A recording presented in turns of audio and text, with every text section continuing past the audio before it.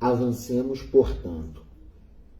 O regime militar financiava seus planos de desenvolvimento econômico, a urbanização e criação de cidades e a industrialização no Brasil a partir do crédito externo, em dólar, que até ao início dos anos 1970 tinha o seu preço estabelecido pelas taxas fixas lastreadas no padrão dólar-ouro.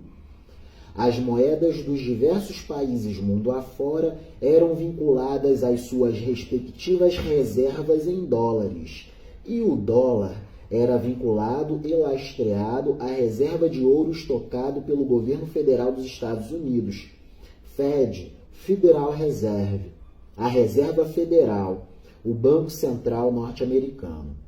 Nessa época, antes dos anos de 1973, 1971, nessa época, era relativamente barato e estável financiar o investimento público com crédito externo em dólar. Com as taxas cambiais fixas e taxas de juros fixas, o mundo era mais estável, porque os Estados Unidos da América tinham controle quase que absoluto sobre o preço do dólar no mundo. Por isso, taxas fixas cambiais e taxas de juros fixas. Era uma vinculação às moedas dos países integrantes do comércio internacional e do sistema monetário internacional que veio à existência a partir de Bretton Woods. A reconfiguração do sistema monetário internacional, global, as moedas dos diversos países integrados a esse grande sistema eram vinculadas ao dólar e o dólar era vinculado às reservas em ouro estocadas no Banco Central norte-americano. Era uma vinculação, por isso taxas cambiais fixas e taxas de juros fixas. Maravilha. Estamos falando de momentos históricos. Bretton Woods, pós-Segunda Guerra Mundial. O novo desenho e reconfiguração do sistema monetário internacional, que é a viabilização de meios de pagamentos para a existência do comércio internacional. Muito importante isso. Comércio exterior, importações e exportações. Vamos lá. Nessa época, era relativamente barato e estável financiar o investimento público com crédito externo, em dólar. Mas, como reza a sabedoria da prudência macroeconômica, não é saudável se financiar com moeda sobre a qual não se tem controle.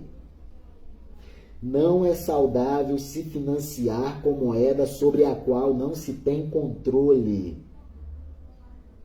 Um país só tem efetivamente soberania quando ele tem controle sobre a sua própria moeda, que é ter controle sobre a sua própria dívida. Muito importante. Como reza a sabedoria da prudência macroeconômica, não é saudável se financiar com moeda sobre a qual não se tem controle. Pobre Brasil, pobre Brasil. A caminho do fim precoce do seu crescimento milagroso e governado por um regime que não lia corretamente os acontecimentos da economia internacional. A ditadura do regime militar não leu bem o mundo e os fatos da geopolítica da época, quando dos seus 20 anos governando o Brasil. Aos fatos dos acontecimentos internacionais, 1971, 1981. Em 15 de agosto de 1971, o presidente dos Estados Unidos, Richard Nixon, decidiu acabar com a paridade do lastro dólar-ouro, decisão ratificada pelo Fundo Monetário Internacional, FMI, em 1973. Isso transformou as taxas fixas sobre o preço do dólar em taxas flutuantes. Taxas fixas significam controle quase que absoluto sobre o preço do dólar no mundo pela administração federal norte-americana. Taxas fixas cambiais e taxas de juros fixas. Quer dizer, as moedas dos países mundo afora que participassem do comércio internacional e do sistema monetário internacional se vinculariam ao dólar. E o dólar falaria bem assim para o mundo: eu estou vinculado às minhas reservas em ouro no Banco Central norte-americano, no Fed, no Federal Reserve. É isso, muito importante.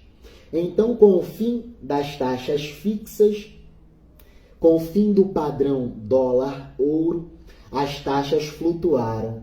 E o que significa isso? Taxas cambiais flutuantes.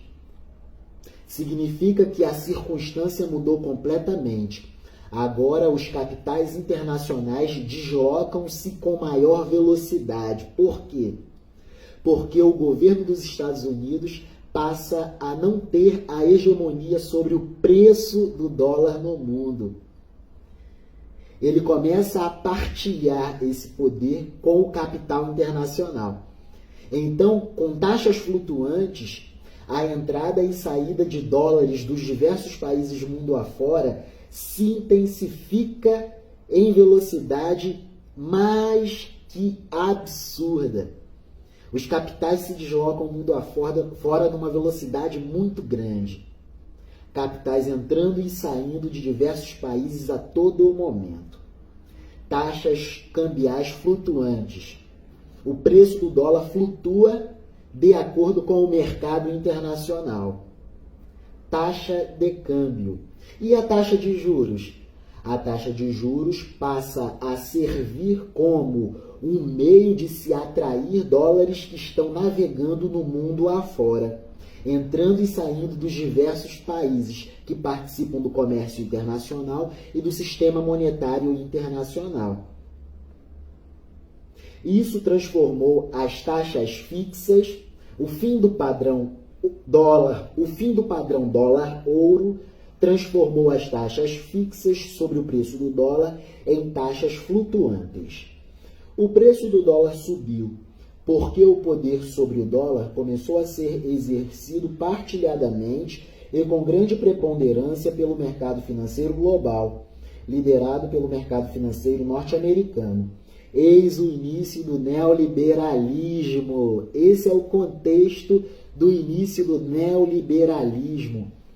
Taxas cambiais flutuantes, o preço do dólar estabelecido pelo mercado internacional e as taxas de juros sendo usadas como meio de se atrair dólares que estão navegando e migrando no mundo a todo momento de um local para o outro.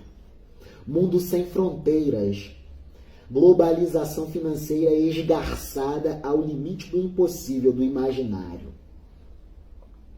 Eis o início do neoliberalismo. Ainda na década de 1970, ocorreram duas grandes crises do petróleo. O primeiro choque do petróleo ocorreu em 1973, quando a Organização dos Países Exportadores de Petróleo, a OPEP, comandada pelos árabes, promoveu deliberadamente e intencionalmente o aumento de preços do petróleo por meio da redução da oferta de petróleo ao mundo. E quem era o maior consumidor de petróleo do mundo nessa época? Os Estados Unidos da América. Não é difícil perceber que os preços subiram muito nos anos 70 nos Estados Unidos por conta de crises no mercado de petróleo no mundo. As cadeias globais de produção e abastecimento de petróleo se desorganizaram nos anos 70. Crises do petróleo no mundo.